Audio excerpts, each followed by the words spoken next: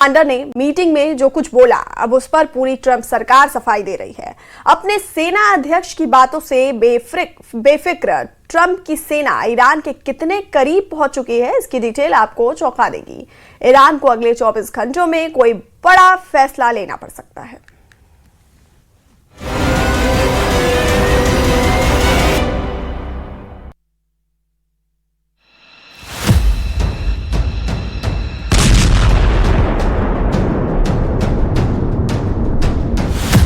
चौबीस घंटे के अंदर अमेरिका की कौन सी फोर्स कहां पहुंची? 24 घंटे के अंदर अमेरिका का कौन सा जंगी बेड़ा कहां पहुंचा? 24 घंटे के अंदर अमेरिका के कौन से फाइटर जेट कहां तैनात किए जा चुके हैं? और डोनाल्ड ट्रंप को क्यों बोलना पड़ा कि उनके जनरल डैनियल केन को लेकर जो भी खबर है वो फेक न्यूज है? ट्रंप ने कहा है कि जनरल डैन केन ईरान से युद्ध के खिलाफ नहीं है, और युद्ध हुआ तो जनरल केन का भी मानना है कि अमेरिका आसानी से जीत जाएगा।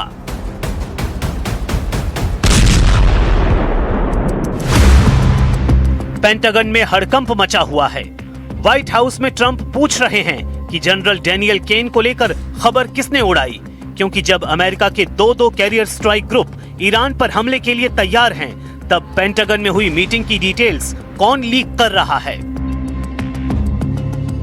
And I've seen a lot of sensationalist reporting over the past day that is just completely untrue. And anyone speculating to the media, hiding behind an anonymous source, pretending to know what President Trump is thinking or a decision he will make with respect to action against Iran has no idea what they're talking about.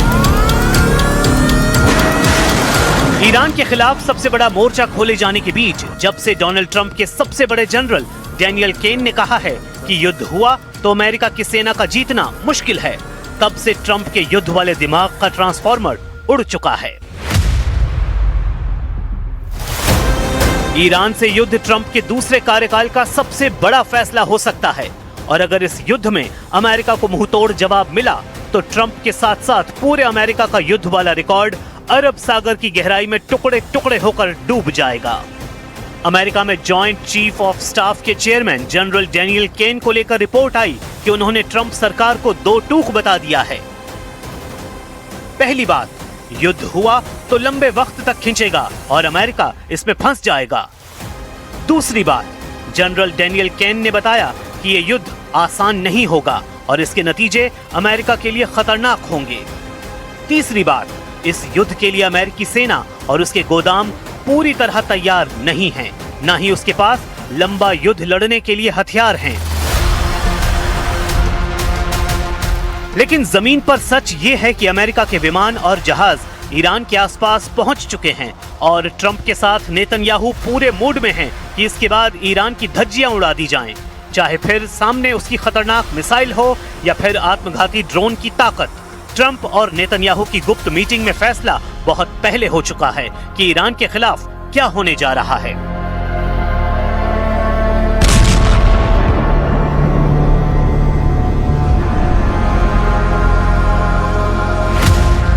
Iran पर हमले के लिए 2 aircraft carrier तैनात हो चुके हैं।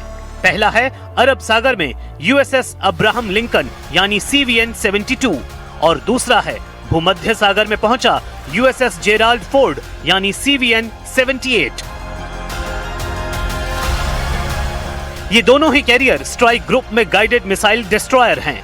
बाकी supply ship और परमाणु पनडुब्बियां भी हैं, लेकिन ईरान में कोहराम मचाने के लिए इन दोनों जहाजों पर अमेरिका के फ्रंटलाइन फाइटर जेट्स तैनात हैं। पहला है F-35 लाइटनिंग जो एक स्टेल्थ फाइटर जेट है। दूसरा है FA-18 सुपर हॉर्नेट जो अमेरिकी नेवी की सबसे बड़ी हवाई ताकत माना जाता है। ये दोनों जहाज लगातार दोनों कैरियर से युद्धाभ्यास कर रहे हैं, ईरान के आसपास के आसमान की निगरानी कर रहे हैं। इतने बड़े पैमाने पर फोर्स घुमाने का मतलब है कि युद्ध की तैयारी पूरी है, लेकिन रिजल्ट क्या होगा ये तो ईरान के पलटवार के बाद ही समझ आएगा। और अभी तक की रिपोर्ट बताती है कि ट्रंप और नेतन्याहू दोनों ईरान को बहुत कम आंक रहे हैं, जबकि जून 2025 में हुई ईरान की मिसाइल स्ट्राइक उनको बहुत अच्छी तरह याद है। यही वजह है कि अमेरिका अब खाड़ी देशों में अपने सैन्य अड्डों को लेकर बहुत ज्यादा अलर्ट हो चुका है। अमेरिका 20 से ज्यादा टैंकर विमान, जिसमें KC-135 और K-46 शामिल हैं, ये तैनात किए जा चुके हैं। अमेरिका के KC-135 जैसे टोही विमान और E-3 सेंट्री अवॉक्स विमान भी ईरान के आसपास पहुंच चुके हैं। वहीं ईरान भी सिग्नल दे चुका है कि इस बार उस पर हमला हुआ तो पूरा पश्चिम एशिया जलेगा। इजराइल और अमेरिका के अड्डों को तो पूरी तरह तबाह कर दिया जाएगा। यही वजह है कि ईरान पर नजर रखने के लिए ट्रंप पूरी ताकत झोंक रहे हैं और इसके लिए खाड़ी देशों में अमेरिकी अड्डे सुपर एक्टिव हैं।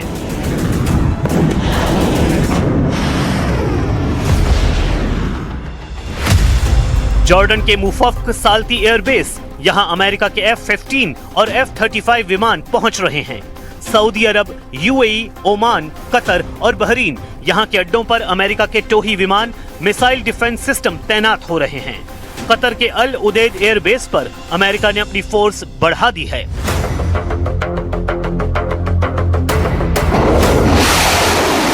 लेकिन कुछ खबरें और भी हैं। कतर और बहरीन के अड्डों पर अमेरिका ने कुछ सैनिकों को हटाया भी है, जबकि बाकी खाड़ी देशों में उसने अपनी एयर पावर और एंटी मिसाइल सिस्टम बढ़ा दिए हैं। तमाम विवादों के बीच डोनाल्ड ट्रंप ने अपने जनरल डैन कैन को बहुत ही बेहतरीन कमांडर बताया है और ये भी कहा है कि युद्ध का फैसला उनका होगा, लेकिन मोर्चे पर लड़ाई कैसे लड़ी जाएगी, इसका फैसला जनरल डैनियल कैन करेंगे। सवाल है कि अमेरिका अगर युद्ध में कामयाब हुआ तो ट्रंप सेहरा अपने सिर पर बांधेंगे।